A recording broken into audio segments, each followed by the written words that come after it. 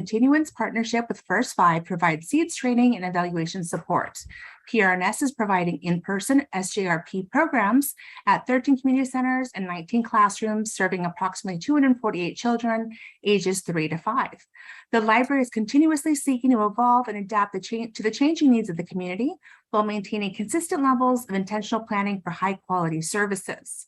Using a combination of information from the Year 3 Early Education Quality Standards and the Early Education Community Assessment, SJPL has identified priority projects to review and adjust during Year 4 implementation. Now I'm going to invite my colleague, Lauren Hancock, to present. Next slide, please.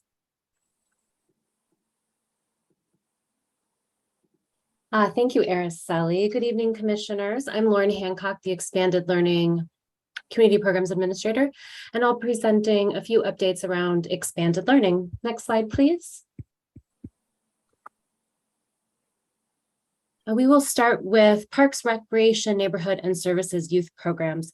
They operated 31 out-of-school time programs serving 1,276 youth. They eliminated barriers to access Rock After School by providing full scholarships through the Community Development Block Grant funding. Out of a possible 3 on their pre-assessment and their post-assessment for the expanded learning quality standards, their assessment, they scored a 2, which is proficient in quality. Next slide, please.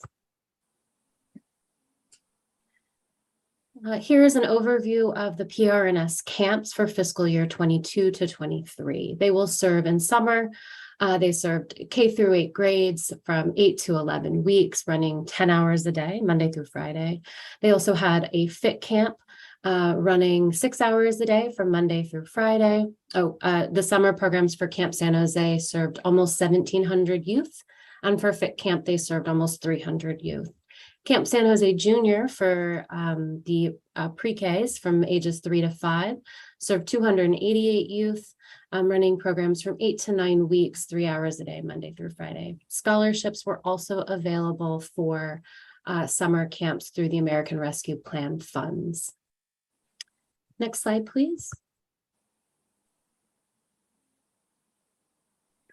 So library programs for fiscal year 21 and 22, we're reporting tonight on our homework clubs and SJ Learns.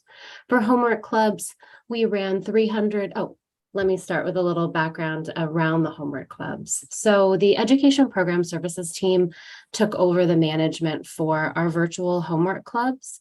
Due to COVID-19, we still ran the homework clubs internal at a system-wide level and virtually. Those learning objectives for staff and students and coaches were aligned to the expanded learning quality standards. So safe and supportive environments, collaborative partnerships, skill building. And over the course of the academic year, we served 3,502 students participating in 336 sessions with 56 volunteers contributing to almost 1,600 hours of student support. In the fiscal year 21-22, we did a program quality assessment of the homework clubs, and we scored a 73 out of a possible 85, which is about an 86% on the assessment tool that we used. And we prioritized categories like safe and supportive environment, warm welcome, quality staffing. Those were 3 that scored especially high. Our staff trained volunteer coaches on social emotional learning techniques, near peer college students as coaches, and we utilized the Resilience Core Jobs program to help support Homework Club in academic year 21-22. For SJ Learns, the city supported 1,355 students, funding programs across 7 local education agencies. And in summer 2021, 2 districts provided learning opportunities with grant funds, serving an additional 210 students. Next slide, please. Oh, these slides are different than the ones I'm looking at. I apologize. Next slide. Yeah, so you heard this update. I'm so sorry. I have a different version on my bigger screen. I was looking up, not down. Okay, So I talked just a little bit about SJ Learns. Next slide, please. This is the one. All right. So for fiscal year 22-23, an update on PRNS and library programs. So we will continue with Homework Club. We're expanding the application of the expanded learning quality standards in planning and assessment, but they're also open in person at most of our branches. So we're excited that our homework clubs will be at Alum Rock and Biblioteca, Educational Park, Evergreen, Hillview, Joyce Ellington, King, Tully, West Valley, and many more. Those listed are staffed by Resilience Corps associates or participants, which is a job programs for young adults that focuses on community resilience. PRNS and their ROC after school programs will still utilize the expanded learning quality standards as well, with a focus area on number 6, equity, diversity, and access. They're at 28 locations with 994 students. For the library, SJ Learns will continue to focus our community of practice and our work with the expanded learning quality standards, and deepen our partnership with the Data Zone and Social Policy Research Associates. Next slide, please. I will pass it off to Adrian McBride. Thank you. Great, thanks, Lauren. And next slide, please. And my name's Adrian McBride. I'm Community Programs Administrator with the library. And I'll be going over pathways to post-academic success. So 3 key things that happened in this past fiscal year. We would be the hiring of a new career pathways coordinator, team participation and volunteerism, and the piloting of our college and career readiness standards. Next slide, please. San Jose Aspires as well expanded to over 1,100 students. The program also launched an app on Google Play on Apple and hosted 11 events that help students in the program learn about career options from employees of our corporate partners. Next slide. And then looking to the future, for this fiscal year, we're focusing on building awareness around college and career readiness pathways for San Jose residents. This includes identifying metrics for success, building on existing partnerships, and expanding the use of college and career readiness standards. More program-specific goals include awarding 40 scholarships to career online high school students and connecting over 120 family, friend, and neighbor caregivers to additional resources and learning opportunities. Next slide, please. And then my colleague Sam will give you the overview of digital literacy. Thank you, Adrian. Good evening, commissioners. My name is Samantha Kramer, and I'm the Education and Programming Services Manager. And I'll be speaking tonight on our efforts in the area of digital literacy, specifically around the quality standards, the Coding 5K challenge, and our digital literacy adult classes. Next slide, please.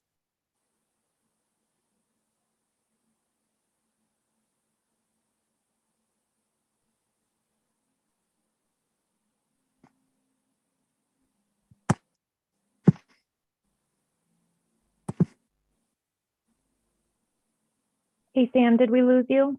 I think we lost Sam. Okay. Vidya, do you want somebody else to carry on? Sorry, can you hear me now? Yeah, A little bit, yeah. breaking up, I think, Sam. All right. Do you want me to read her notes, or Sam, are you here? I am here, but if I break up again, if someone doesn't mind taking over with my notes, that would be amazing. Yeah, absolutely. Apologies for the technical issues. So to talk through the quality standards, in spring 2022, we administered the digital literacy quality standards for the second time. The digital literacy adult classes scored well in the areas of technology and access, privacy and security, and quality staffing. Overall, the digital literacy classes scored an average of 2.07 out of a possible 3. This puts the program firmly in the emerging category, leaving space for these programs to create a quality improvement plan and increase scores in areas that they have identified as needing improvement. We have identified curriculum and teaching practices as identified as a focus, with an emphasis on deepening the existing curricula with take-home practice exercises to help program participants learn outside of the regular class meeting time. As an annual rather than ongoing program, the Coding Camp program is currently being evaluated, and quality improvement plans are being created by my staff to be implemented as we begin our planning for summer 2023. In January of 2023, we will meet again with the digital literacy class cohort to assess the programs for a third time and to create a new quality improvement plan. The progress of this expanded cohort will be measured again in May 2023 to close out the current fiscal year with a final score. Next slide.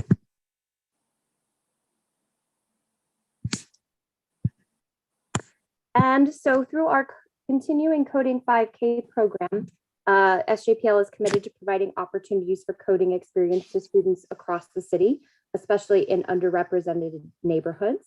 As you can see on the slide, in fiscal year 21-22, we hosted 350 coding and robotics programs, serving 3,953 students. We had 8 week-long virtual or summer camps. 2 were in person and 6 were in person, 2 were virtual with 194 participants. 3 of our camps were girls only, continuing our commitment to decreasing the gender gap in technology fields.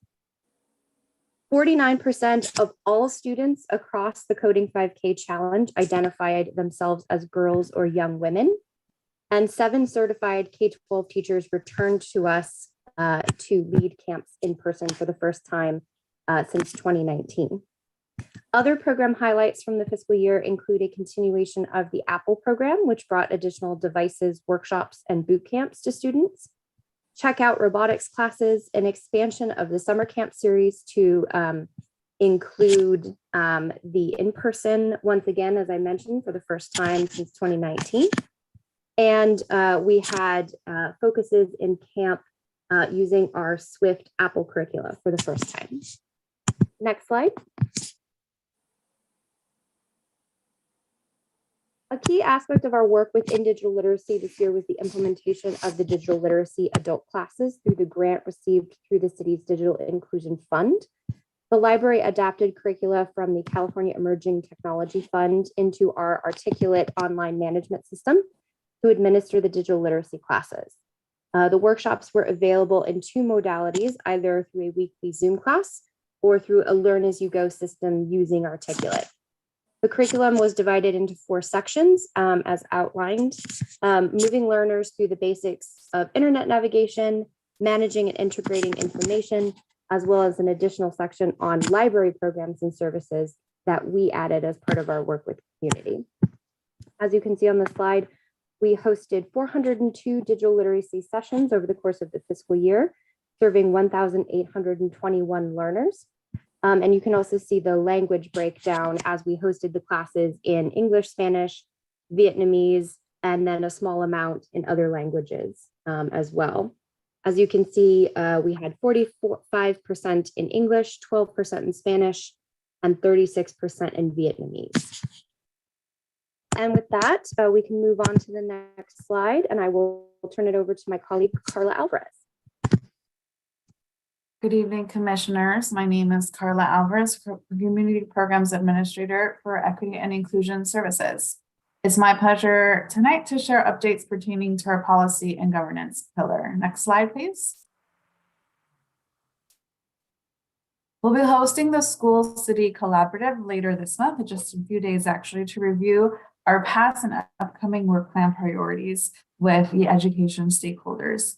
Our work continues to increase K through 12 student access to library cards and promoting our print and electronic resources in order to support further student learning.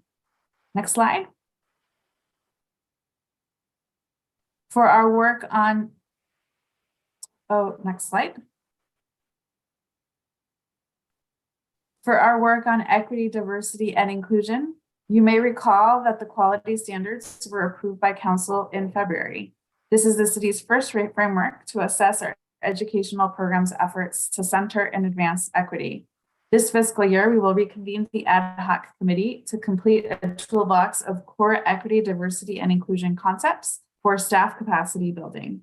And we will also be piloting quality assessments of select programs. Next slide. This now concludes our presentation this evening. We are now happy to take your questions. Thank you. Took me a second there. Thank you so much. Thanks, Lauren, for putting in the acronyms, the words, both of you. Of course. Commissioners, are there folks that want to ask questions? This is a lot of information and super spectacular. I see Commissioner Magana has his hand raised.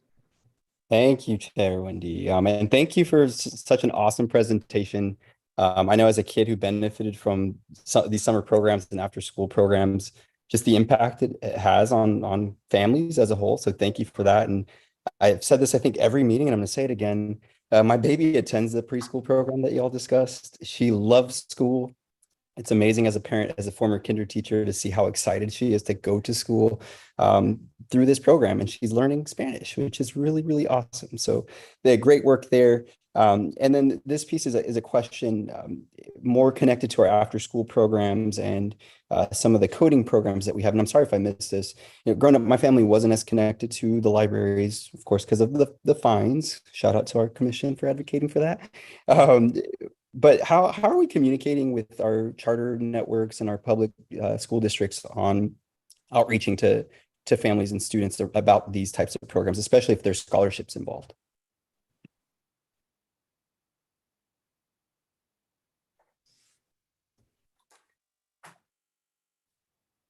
Any staff ready to tackle that one?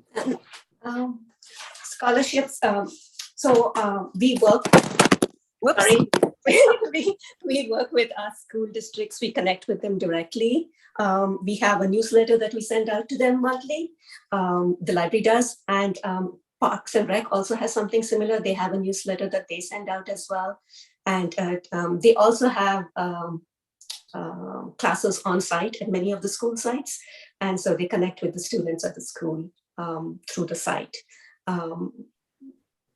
And they also, we have, of course, all our social media, our outreach through our website, and also PRNS with their websites. They list all the programs there.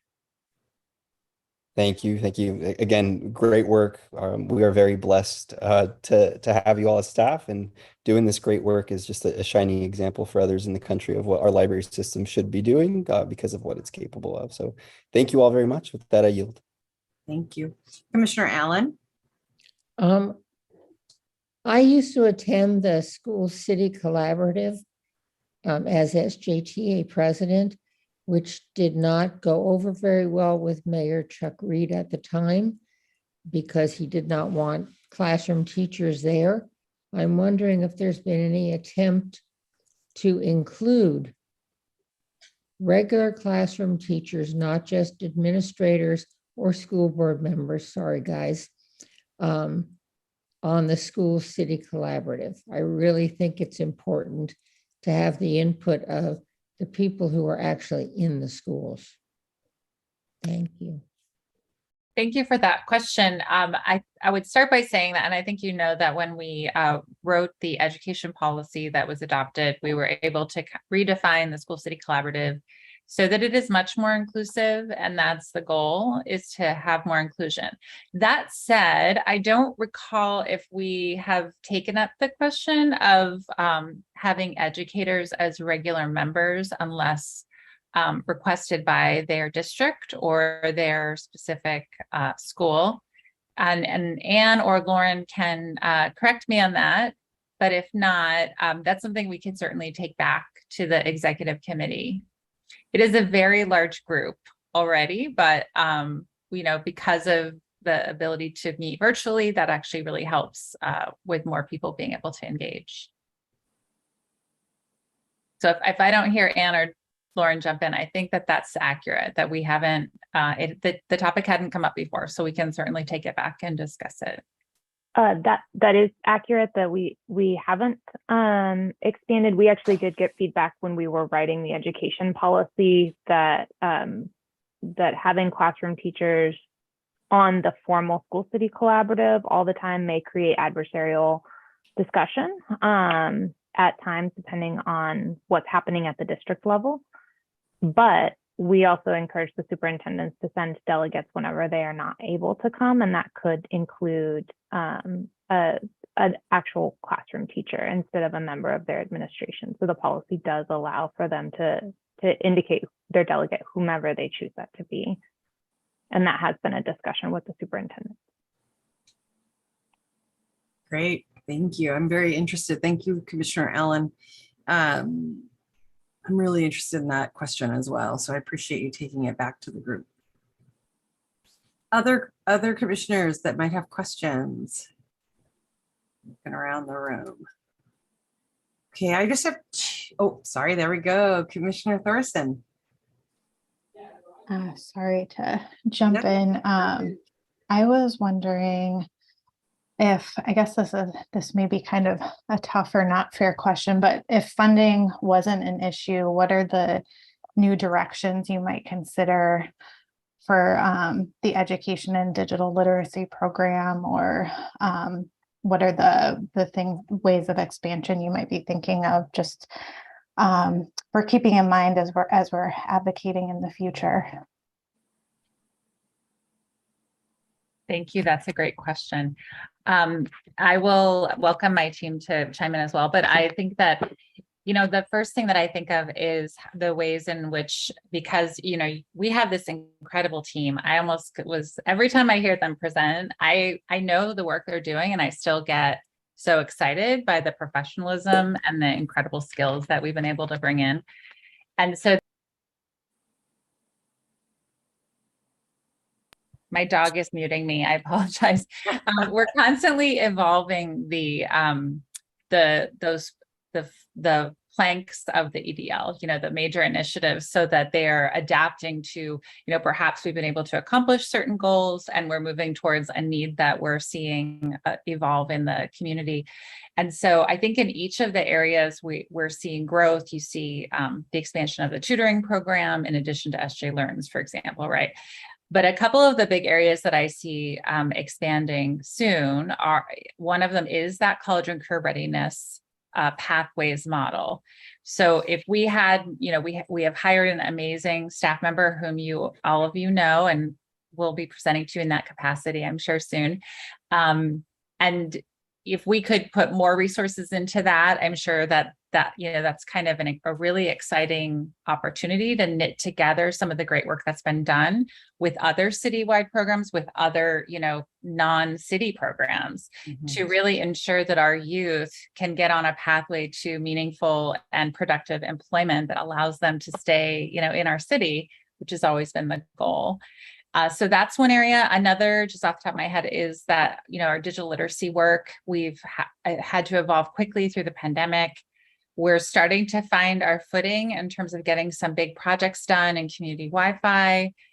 We've done digital literacy for adults, for children. And I think that that's a space where we're really trying to figure out, what does the future of digital equity look like, and digital empowerment? So moving past, just a connection, past, the first round of classes, so that, what does that really look like to help our communities become digitally empowered?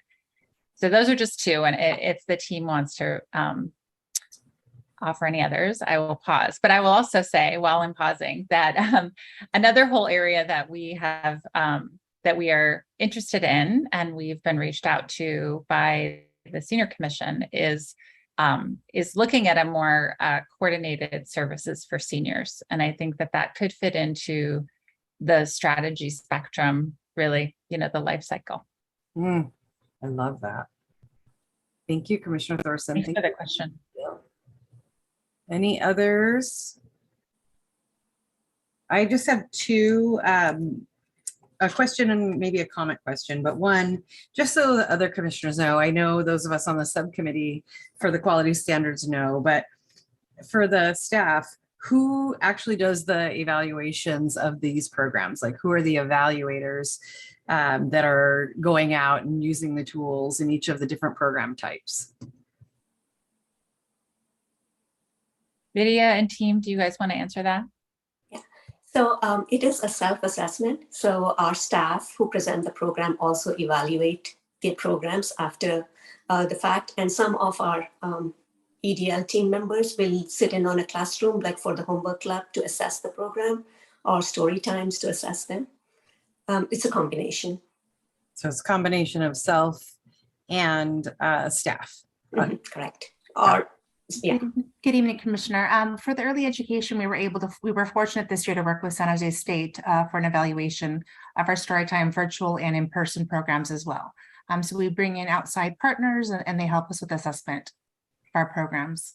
Excellent. So that's the point I would encourage us in quality improvement, that although self-assessment is excellent, non-biased external assessment, first starting with your own staff, and then eventually, as we advocate for more resources, having folks that are outside of ourselves, like San Jose State, evaluating our programs, often help us with our blind spots that we may have naturally because we work with our folks every day, or we work with our children every day. So I just wanted to bring that up, and certainly it's a continuous quality improvement idea for the whole program as a whole. The other thing I just wanted to bring up, or I noticed in the presentation, was I think it was in the virtual learning section that the folks that were using it predominantly were at the highest rate were Vietnamese families. Did I get that right? I saw it a couple slides ago, but did I get that right? That it was a Vietnamese yeah, there we go. It was something like 30 some percent. There we go. So English was the first, Vietnamese second, Spanish third, okay, and other. I just find that interesting. I think we have to pay attention, I think you all do, to the changing dynamics, in particular of Silicon Valley, and the folks that the library system and things like digital literacy programs serve. Because again, when you think about it, what is the culturally appropriate and considerate way to work with each of our groups? They each are very different, as you all know, and how we work in program, considering who we're working with, needs to be lifted up. So I think you already do that, but I just wanted to highlight it as it struck me. Okay, those are my 2 comments. Any others? All right, we're going to move along. Thank you, thank you, thank you. That was excellent. All right, we're moving right on to our college and career readiness. I think, Vidya, you're going to take it away again. Yeah, thank you, Chair Wendy. So here is our update on college and career readiness. Next slide, please. In today's presentation, we will provide an update on college and career readiness programs, on the implementation of the quality standards for college and career readiness, performance metrics, and a pathways coordination for college and career readiness. Next slide, please. I introduce Adrian, who will present this section of the presentation. Great, thanks, Vidya. And then, so this first portion is just going to be the college and career readiness program updates. Next slide, please.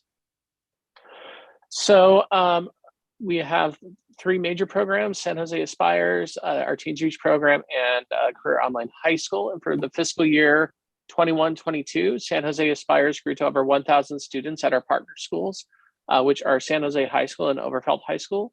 Those students claimed over 5,500 awards, and that translates into over 475,000 scholar dollars. And just as a reminder, once an Aspire student graduates from high school and enrolls at a post-secondary institution, the scholar dollars claimed by the student are distributed directly to them in order to help them cover education-related expenses that pop up. And it's a 1-to-1 ratio. So if they earn $3,000 in scholar dollars, they get a $3,000 distribution. Students in the program have also up to 3 years from the time they graduate from high school to enroll in a community college, four-year college or university, or vocational or trade school to claim their awards. Teens Reach, the Youth Council for the San Jose Public Library, provides an entryway for young adults to build their leadership skills by developing and participating in library activities, as well as becoming library advisors and advocates. Through SJPL, Teens Reach held 163 meetings with over 1,700 total participants. In fiscal year 21-22, 571 teens spent over 2,000 hours participating in Teens Reach meetings and events. Program highlights include workshops on virtual investing, a career speaker series, and presentations from local colleges, including De Anza College and San Jose City College. Then to better understand CDY needs, Teen HQ coordinated with the Youth Commission to conduct a survey of teen demographics and priorities in early spring 2022. More than 1,000 youth in grades 6 through 12, representing all 10 council districts, more than 29 zip codes and 110 schools responded to the survey. 40% of the respondents identified themselves as first generation, and 20% of first generation and 20% of teens surveyed described themselves as part of the lesbian, gay, bi, transgender, queer, LGBTQIA+ community. Teens expressed a high interest in mental health, the environment, and equity resources. Many teens used the open response format to share specific and heartfelt feelings about a teenagerhood shaped by the global pandemic. And then Career Online High School continues to grow. We are now at over 145 graduates from the program since it began in 2016. This August was our first in-person graduation ceremony since the COVID-19 shutdown, and our 7th graduation ceremony for the life of the program. In addition, 3 students who graduated from Career Online High School have graduated from or completed the Working Scholars Program. As a little bit of a refresher, Working Scholars allows individuals to earn their college diploma online, and funding for students was provided by the California State Library and the San Jose Public Library Foundation.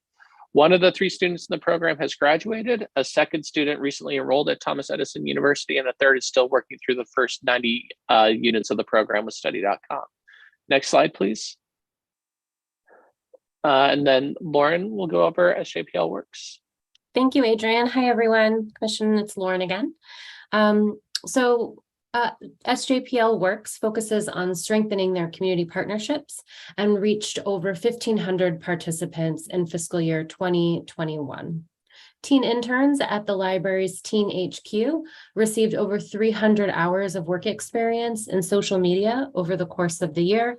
And finally, Work to Future and San Jose Works provided 374 subsidized internships and over 250 unsubsidized internships at public, nonprofit, and corporate partners. Next slide, please.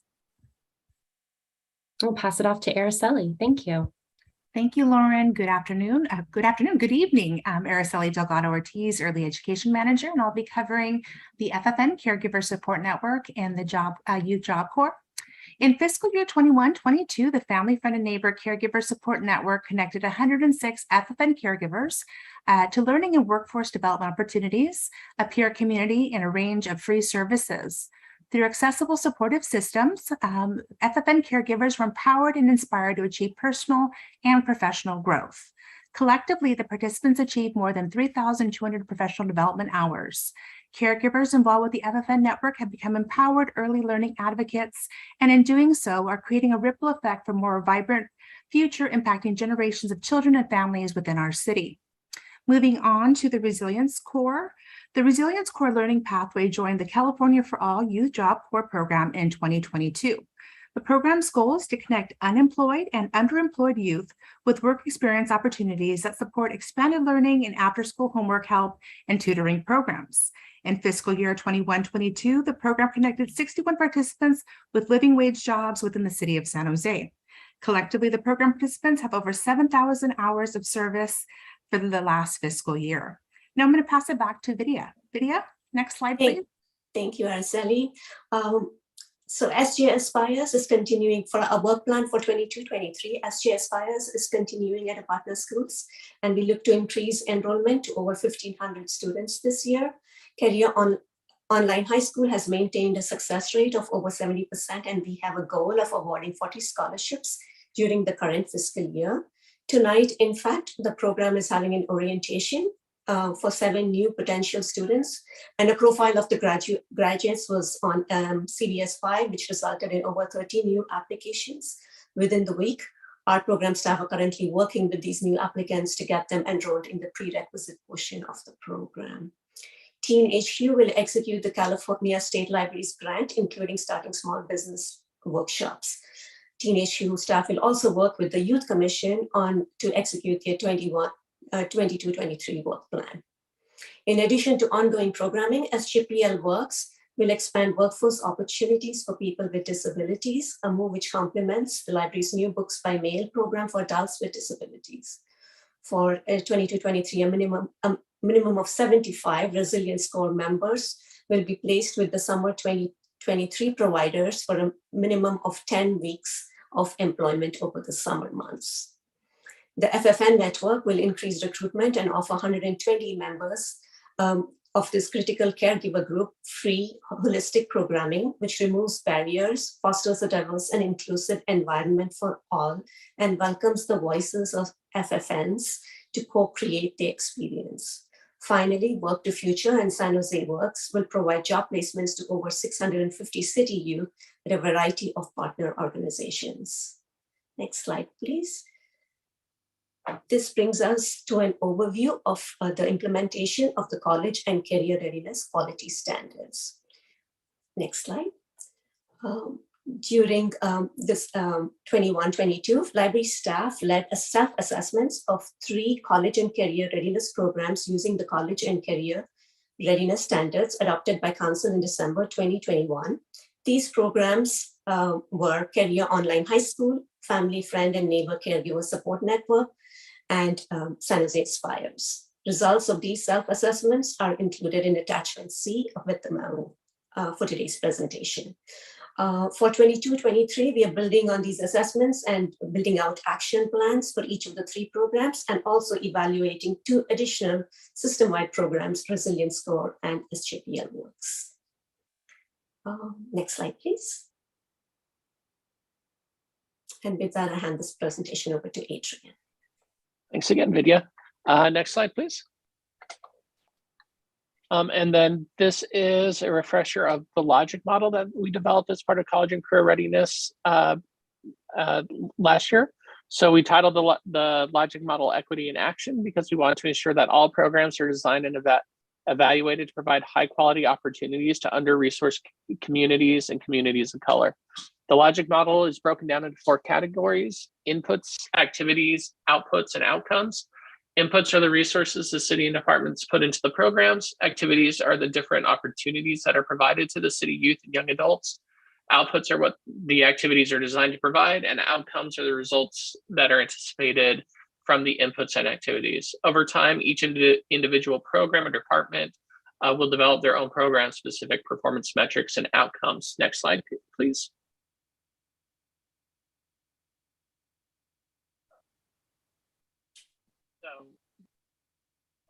Example of one of those, the SJ Aspires program developed model programmatic outcomes with short, medium, and long-term results. Some highlights include expanding to over 2,000 students over the next few years, and the development of career pathway partnerships as students in the program begin to graduate and pursue their post-secondary educational goals.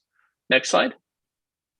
Likewise, SJ Works developed their own programmatic outcomes. Short-term outcomes for them include expanding to 375 workforce opportunities with a long-term vision of growing the program from 6 to 8 weeks and evaluating the program's success in terms of high school graduation and college or career pursuit.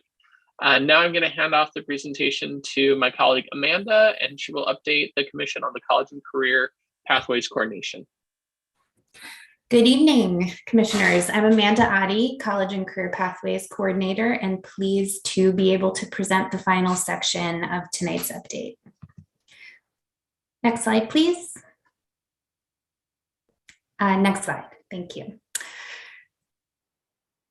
So following staff's presentation of the logic model that you just saw to the NSC committee during its annual update in November 2021, the committee directed staff to identify specific actions that would close gaps in the system, strengthen collaboration across city programs and departments, and enhance coordination with external partners. Staff shared a plan for articulating these actions in a presentation to council in March 2022. Regarding recommended allocation of $3.25 million in the community benefit funding connected to Google's Downtown West development project. Those recommendations included funding for a college and career pathways coordinator, and the hiring process was completed in July 2022, which is when I started in the position. My main focus will be the development of a comprehensive college and career pathways strategy over a 3-year period. My position is housed within the Education and Digital Literacy Division of the library, and I work collaboratively with other departments to support this citywide effort. Next slide. Through the coordination efforts, we hope to improve education and employment outcomes for San Jose's youth, and in particular, increase participation of historically underserved students in namely post-high school education and training programs, internships, apprenticeships, and there's a focus on making sure youth have access to jobs that lead to longer-term career in fields that provide a living wage in Silicon Valley. There's also a goal to demonstrate the improved program outcomes through reporting to the NSC Council Committee and this body as well. The development process will be integrated with the Children and Youth Services Master Plan and ensure complementary actions in alignment with the Mayor's Gang Prevention Task Force. Together, we will identify specific actions with aligned performance metrics and assessment and reporting methods for all of the city's college and career programs. This work will also require extensive analysis, coordination, and stakeholder engagement, which will include outreach and engagement with youth and continued partnerships with the Santa Clara County Office of Education and high school districts in San Jose. Next slide, please. And this brings us to the end of our presentation. Thank you so much for your time. We are here to answer any questions you may have. Again, I like have no words because it's just so wonderful and huge and incredible.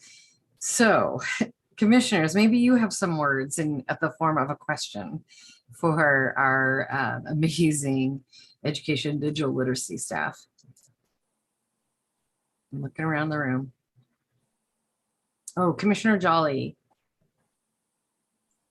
It is not a question. I'm going to put into words what you just said. These presentations tonight have been absolutely phenomenal. I love the information that's being shared and the rotation of who's presenting. Jill, you have an amazing staff, and I just want to applaud each and every one of you for everything that you have done for the community and the time it's taken you to put these presentations together. I know that this is a lot of work, and I just want to recognize and acknowledge everything that you've done. Thank you so much, Commissioner. ×2. It's incredible. Other commissioners? I'm quite sure they all feel the same. Commissioner Brown. I work a lot in the special education community, and there's a growing population of adults and struggling to find work. And I'm wondering what we are doing to engage with the community to serve this need in the community to help young adults find a path. There have been some really innovative families who have created businesses around their child with their young adult, I should say, with their disability, but there's still a lot of struggles in families on how to help their adult be a contributing community member and having a community that will embrace that and work with them. So I would love it if our library would embrace that. And that's all I have to say. Thank you. Would anyone in the team like to speak up on that? I know that we've done some work around inclusion, especially around learning differences. And I think this could be really good early feedback for the work that Amanda will be leading around the pathways to employment. But if anyone from the team has more information they want to share at this time, please go ahead.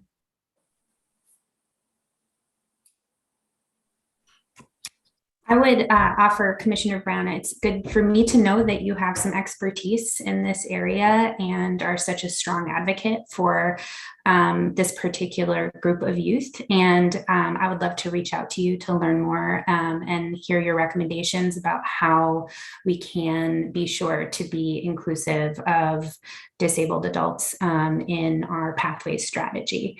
I can speak a little bit to some of our coordination efforts with the Children Youth Services Master Planning process, and know that there is some strong representation for having the voice of disabled adults and youth part of that strategy, which will also inform our strategy. And so there are some connections that we're building with organizations that are part of that advisory council, but certainly open to additional guidance from you and others on this commission. Thank you, Commissioner Brown. Amanda, also just to put in your back pocket, there's an organization called Via Rehabilitation Services.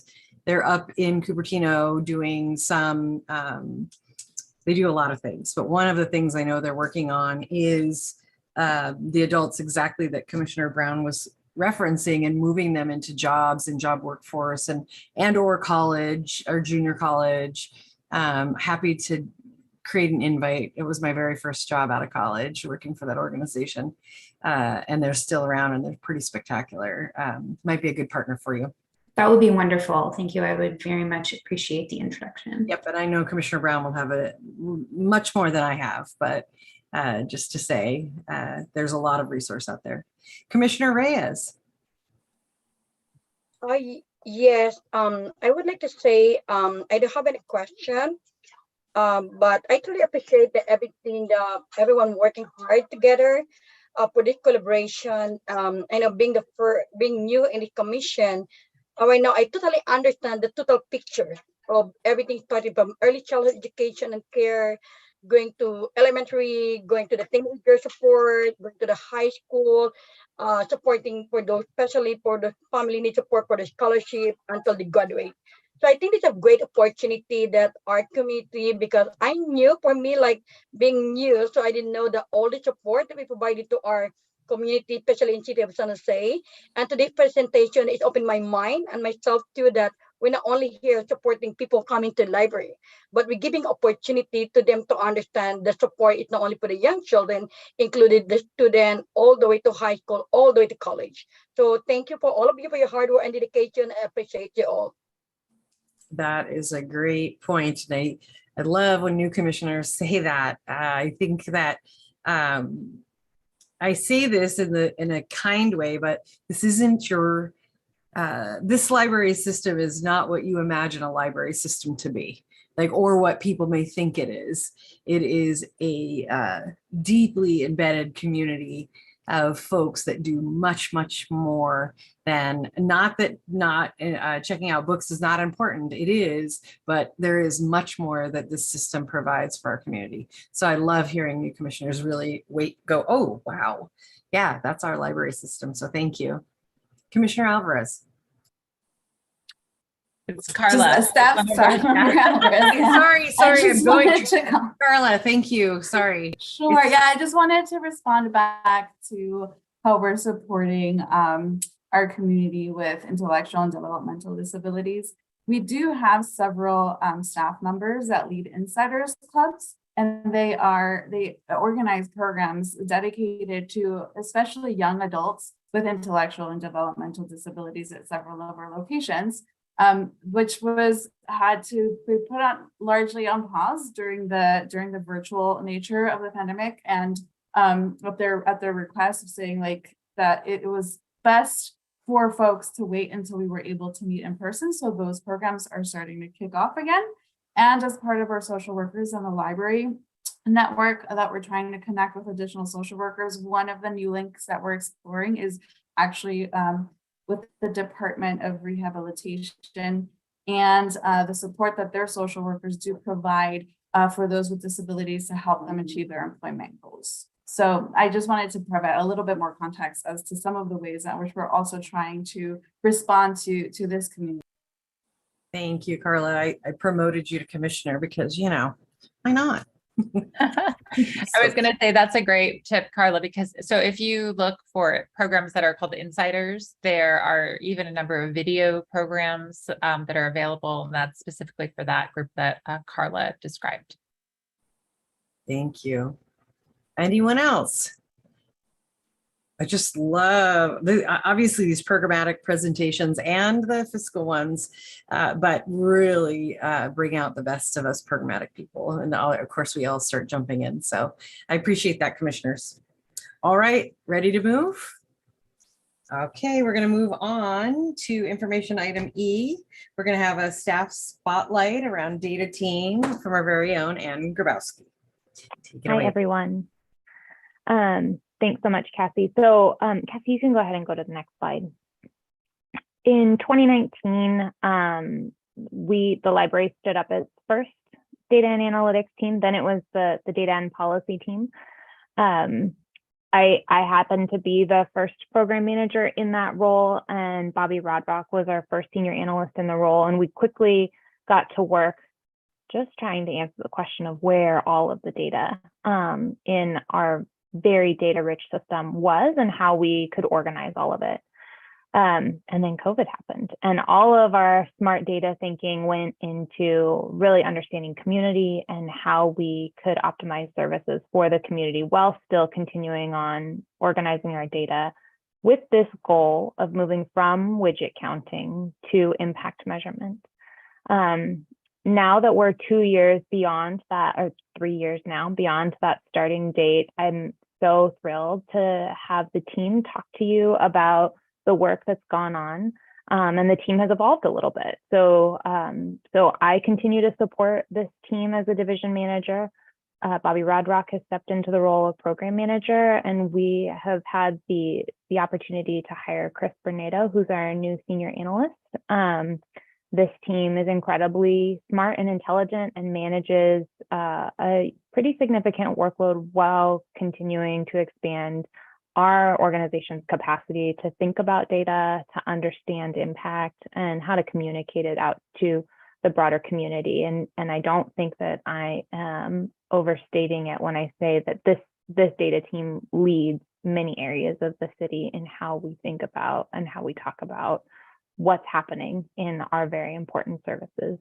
So I'll turn it over to Bobby with the next few slides, and he's going to talk to you about the work and really what the data team does. All right. Well, thanks, Ann. Like Ann said, I'm Bobby Rodrock, the program manager for data and analytics. Cassie, if I could get the next slide, please. It's a little humbling to follow Ann, especially when she kind of gives me this glowing stuff. And I think Chris and I's jobs are so behind the scenes, it's a little weird to speak publicly about what we do. I think one of the things that I really enjoy doing is really just finding these widgets and these data points for other people so that other folks can make these great operational decisions, so that they're more informed, so that they better understand the communities we're serving and all that.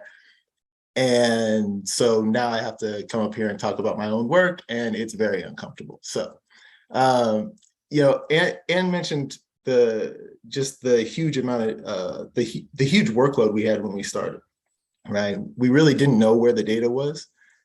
In fact, I was sitting in Ann's office. I think it was the first week we were here. And I said, okay, well, I'm hired as the new then data analyst. I was like, okay, where's the data? And said, I don't know. We just have to go find it. And that's how I spent the next 3 or 4 months. To get you an idea of how big of a data set that is, other than the fact that we're information hoarders because we're a library. We report annually 2,600 different data points. Those data points are reported to the city auditor's office, the budget office, the state, and then trickle up to the feds to IMLS.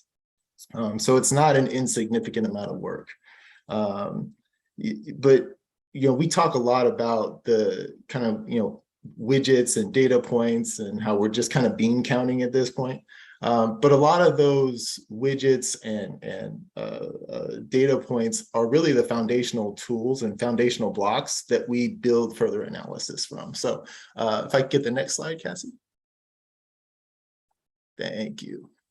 So one of the things I've actually been very proud of is the equity index that we started doing.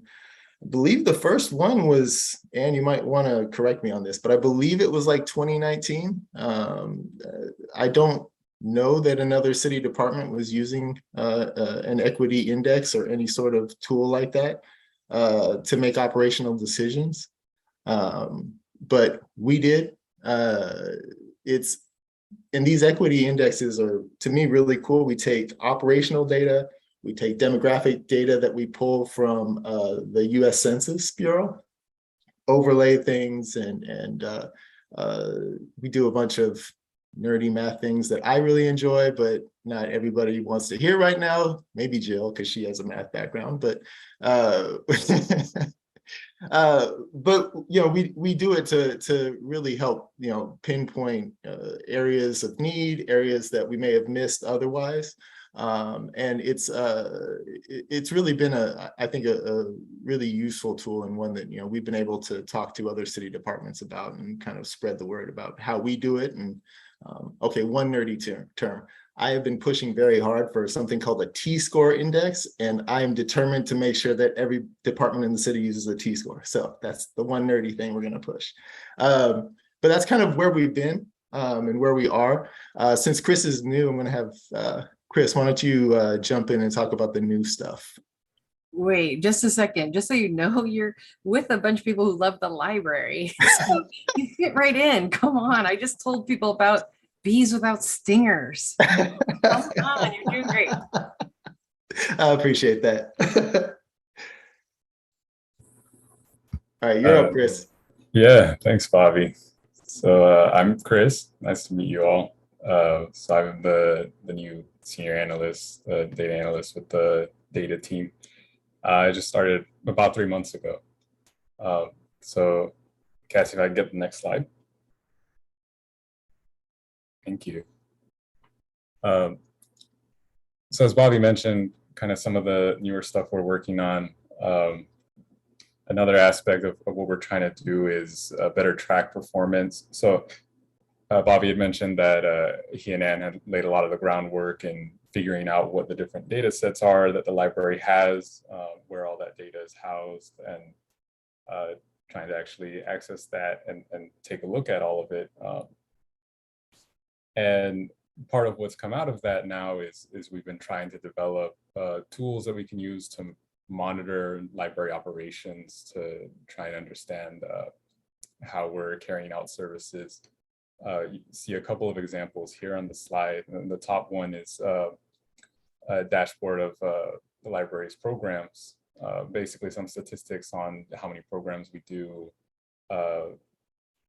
program attendance, and these are just some of the measures. There's a much larger dashboard that goes to this, but as we're trying to develop these different metrics, we're sort of kind of in this experimental phase of trying to see all the different ways in which we can analyze the data that we do have to get more insights about how the library is doing in terms of things like carrying out programming. The other example you see in the bottom is the library's gate counts. So how many people are coming in and out of the branches. And we had been working on this, well, Bobby and Ann had been working on this for some time as well. And now I've popped in and gotten to carry on from where they started and actually automate some of this data and get it into a dashboard that we can view day by day, hour by hour, kind of what the library visits look like. And hopefully in the long term, one of our goals is to really try and consolidate a lot of the data that the library has, sort of centralize this kind of monitoring to a system-wide level, and hopefully be able to do some more creative analyses with the different data sets that we have. So that's some of what we're working towards. Go ahead and go to the next slide, Kathy. Just as we close, this is a really quick snapshot of what this team does, because it needed to be a quick snapshot for such a full meeting tonight. But this team is involved in almost every memo that that leaves the library for public reporting. This team's involved in early considerations on programming and operational changes, and has to kind of have the data at their fingertips and easily accessible to staff to make sure that we have real fact-based considerations that we're using to make really important decisions on behalf of the community. And I think most important to all of it is that underlying that operational data is the community data, is really understanding who's in the community, what they might need, and creating some pretty complex methodologies too about what we can assume or construct about what the barriers to access of services might be and how we could adapt and change services to make things more accessible to them. And so, with that, we're happy to answer questions here or offline, but know that this team is working for you all the time. Okay, thank you. Commissioners, any questions or comments or thoughts for our data team? Looking around the board. One more time. All right, I only have one. I can only go skin deep, so don't frighten me. But I have the question about what are you using for your data visualization? Like, I think about Tableau, I think about you put up the visualization of it, but I'm wondering how you'll eventually be thinking about making the data visible on the website and available for the community. Bobby, do you want to talk about our very fresh win to get Power BI accessible to our staff? I was actually going to say, I think you're the person to talk about that, because that was your win. So we use thanks, Bobby. We use Power BI for all of our operational data visualizations. We use ArcGIS for all of our mapping visualizations. So when we're indexing at the census tract level and kind of organizing our data around that map visual, it's through ArcGIS. We expect that we will be able to start plugging some of these dashboards into public-facing websites. We're going to start with internal staff-facing websites. But eventually, hopefully, I would love to have a community Wi-Fi dashboard live and plugged into our public-facing website. And I think that that's not far off. We just changed our licensing structure with Microsoft to allow that, and the library led the city to make that change. So we're getting there. And but those are the two main software components we use. Great, thank you, thank you.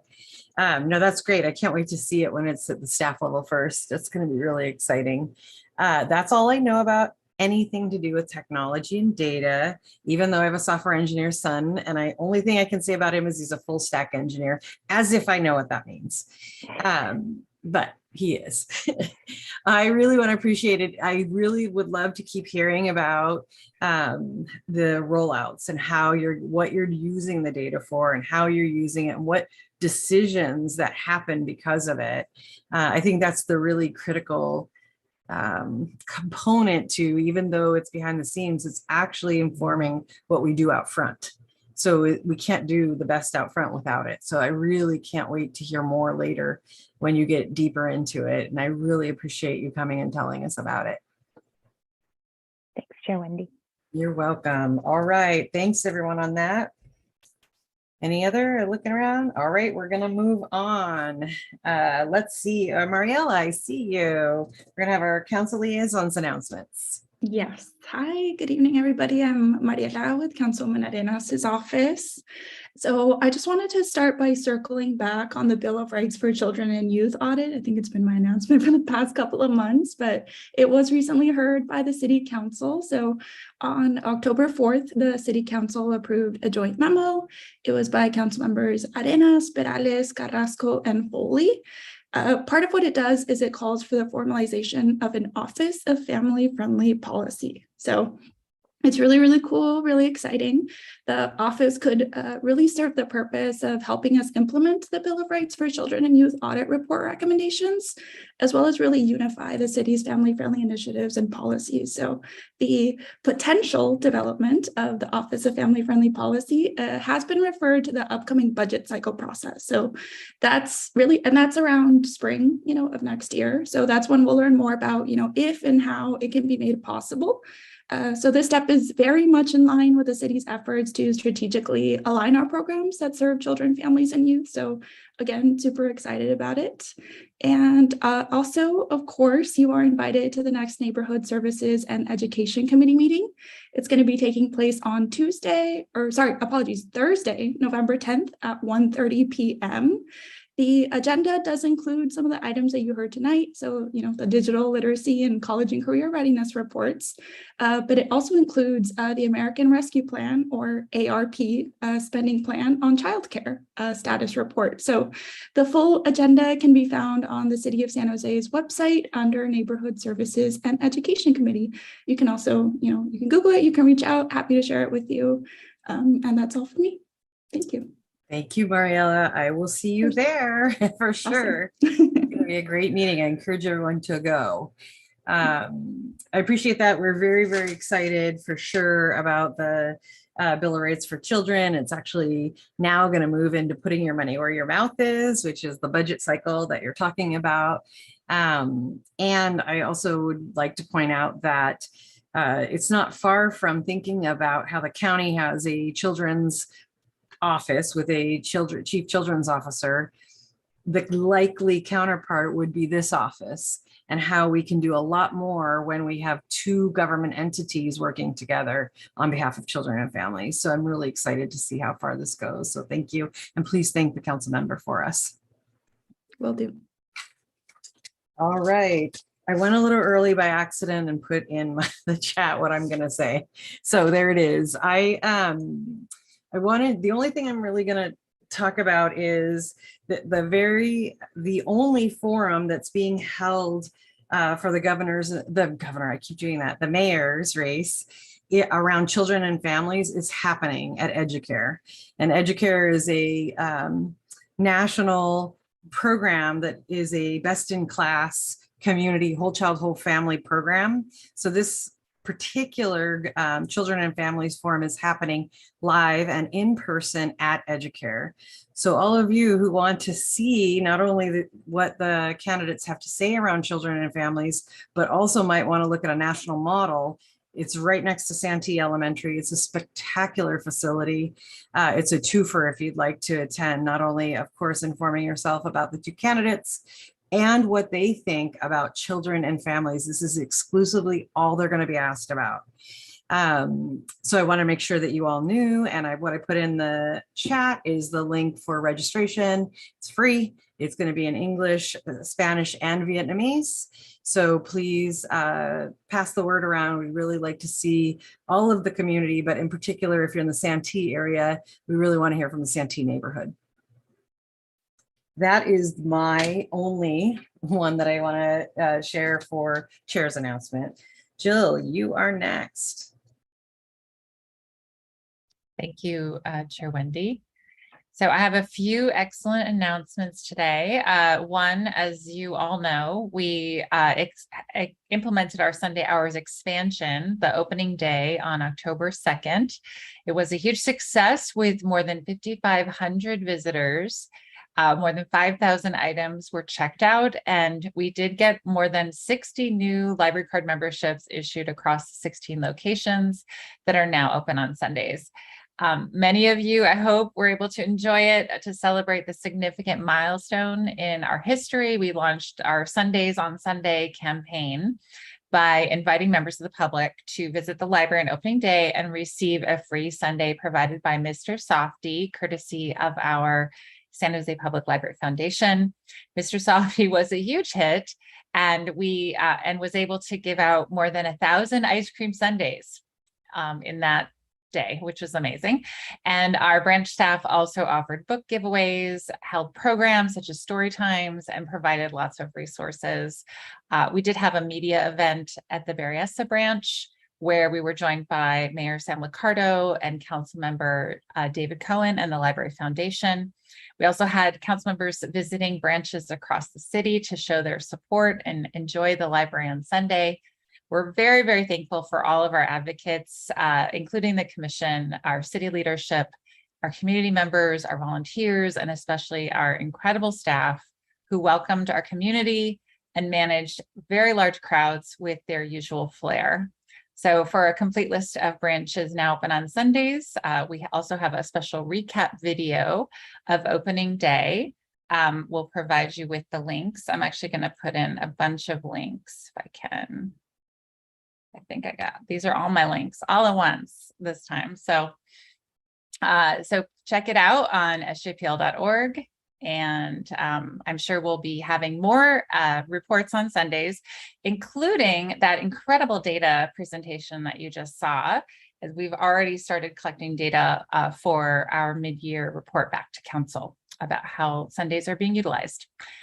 Next, tomorrow on Thursday, our Mayor Sam Liccardo will join me, as well as the Eastside Union High School District Superintendent Glenn Vanderzee, and the Board Vice President Lorena Chavez, and a student from Eastside, Joshua Gutierrez, to announce the San Jose's largest wireless network to date in a press conference scheduled for 11 a.m. at the Independence Adult Center. Residents in the areas of James Lick High School, Overvelt High School, Yerba Buena High School, Independence High School, and Andrew P. Hill High School are all able to connect to a network that provides them with free Wi-Fi connectivity. Our Oak Grove High School area will be available by the end of this year, and Mount Pleasant High School and Silver Creek High School networks will be active in 2023. I do want to acknowledge our own amazing Ann Grabowski, who, in addition to being our Chief of Staff, has also been acting as the lead of the Digital Equity Citywide team, who oversaw the implementation of these networks with our partners in Public Works and Information Technology, as well as Transportation and others across the city. Thank you, Ann, for all that work. Also, this week, we are celebrating our amazing friends of the library for all the work that they do as committed volunteers that dedicate their time to helping the library by building a stronger presence in our community. So as you all know, across our branches, our staff are wearing custom buttons that say, "We have amazing friends at the library," in addition to other special celebrations they've planned. The Friends of the Library groups are nonprofits that fundraise to help support libraries by organizing book sales, hosting community programs, sponsoring events, and advocating for the library, and much, much more. So if you are interested in becoming a friend, please visit our sjpl.org/friends page. And we want to thank our friends for their commitment, their advocacy, and their continued support. Also, this is a spooky season. As you know, we have all sorts of events at the library all month long. This year, our annual Halloween parade at the Dr. Martin Luther King Jr. Library will take place on Friday, October 28th, starting at 4 p.m. It's one of my favorite events. And we will have a special outdoor performance followed by the costume parade through the first floors of the library, passing different trick-or-treat stations filled with candy and free books, of course. All the staff comes out into the King Library. It's super exciting. Also returning this year is our system-wide Halloween Booktacular giveaway from October 23rd to 31st. Kids and teens can stop by any SJPL location and pick up a free book while supplies last. And for more information, please, and a complete list of our events, you can check out, again, the link there. And let's see, I'll go quick, a couple more. The library is also providing support for voter engagement this year. Outdoor drop-off ballot boxes are available at 19 of our library locations. Voting centers will be available at 6 library locations from November 5th through the 8th, and 9 library locations from October 29th through November 8th. So giving people an opportunity to register, drop off ballots, and cast their ballot. Virtual programming will be provided by our family learning centers and youth services units to boost voter engagement. And the marketing communications team will be promoting through our social media platforms. The library's also provided voter information guides, election resources, and more, which are all available at sjpl.org/voting. And then finally, the library's partnership with San Jose Sharks continues to grow with an exclusive launch of their brand new library card design during the Sharks home opener game last Friday, October 14th. And it was available to the public at all library locations starting that Saturday, October 15th. I actually went in with my son and we got the Sharks library card. The new design includes the Sharks official logo with a teal background and will permanently be added to our menu of library card designs.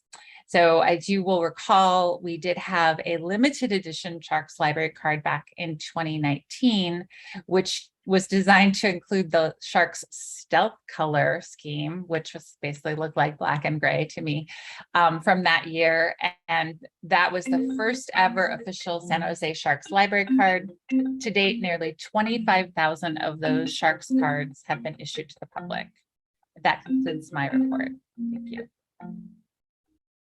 Wow. Like it's Christmas in October, like all the things that are going on. It's like, okay, I can't stop smiling. It's starting to hurt. Thanks, Jill. That's great. All right, we're going to move on to our comments and announcements. Anyone who would like to do a friends group comment update announcement that is a commissioner, now is the time to do so. I'm looking around. It takes me a second to go to 2 pages. There's a lot of us today. All right, anyone else? Going once, twice, done. Okay. Are there any folks that would like to talk about meetings attended by commissioners as commissioners? Again, I'm looking around. I think I see, was that you, Commissioner Allen, or no? I didn't know if it counted as attending as a commissioner, but I did make the mayor's state of the city on September 22nd. I saw some people there that I know. Is that right? Was interesting. It was wonderful. Now that's great. It was a great presentation. And I will, to carry on, our library system led by our director was mentioned more than once in the state of the city. So when the mayor is highlighting accomplishments and we keep coming up, it's awfully nice. And it shows the great work that we're certainly the staff are doing, and Jill, with Jill in the lead. Others? All right, we're moving on to San Jose Public Library Foundation Board, Commissioner Thorson. Hi, everyone. So this is an exciting week for the foundation because tomorrow is the 35th anniversary gala at King Library. One exciting development is that some of the tickets that had come along with corporate sponsorships were given back. So teachers who run the coding 5K summer camps and our school partners in SG Learns will be able to attend. So everyone's really looking forward to the event tomorrow, and a lot of work has gone into it. So it's a exciting time all around. In addition to planning for the big gala, other fundraising efforts have continued, and the foundation recently secured $100,000 for Coding 5K from Google. So that's really exciting. That's a wonderful program we heard about tonight and have heard about so often in the past. And then the end of the year campaign will be going out to people in mid-November and will be the last big push as part of the 35th anniversary year. And so part of that, the goal of that campaign will be diversifying funding and increasing the foundation's public profile. And along those lines, you may have caught in the news the Mercury News article about the Sunday hours at the branches. So if you didn't, I'm going to just drop it in the chat. And also, if you are not a subscriber to the Mercury News, you can access it through the library, which I use all the time. So that's just awesome. So definitely check out that story. And then there was another really great story through KPIX about a career online high school participant. So sharing that as well, as that's a program that the foundation supports. And then lastly, wanted to mention that the week of October 17th is National Estate Planning Awareness Week, and the foundation has partnered with Free Will to bring everyone an estate planning tool that you can use at home for free. And you can write a legally valid will in 20 minutes. So if you're interested in that, you can go to this link here to access that. So really excited for tomorrow night. And if anyone has any questions, please let me know. So exciting. Commissioners, any questions or comments, or staff? Thank you, Commissioner Thorson. I'm very much looking forward to tomorrow. It's going to be a fun day, for sure, a busy day. All right, last chance, looking around. All right, moving into the last items. Of course, you know, if you're looking for any and all of our opportunities to participate as a commissioner, there is the web link to look for our calendar of activities. Is there anyone who would like to offer for consideration future items for commission meetings? Looking around, looks like no. All right, moving on. The next regular meeting will be held virtually November 16th at 7 p.m. And it is 8:48 and we are adjourned. Have a great night, everybody.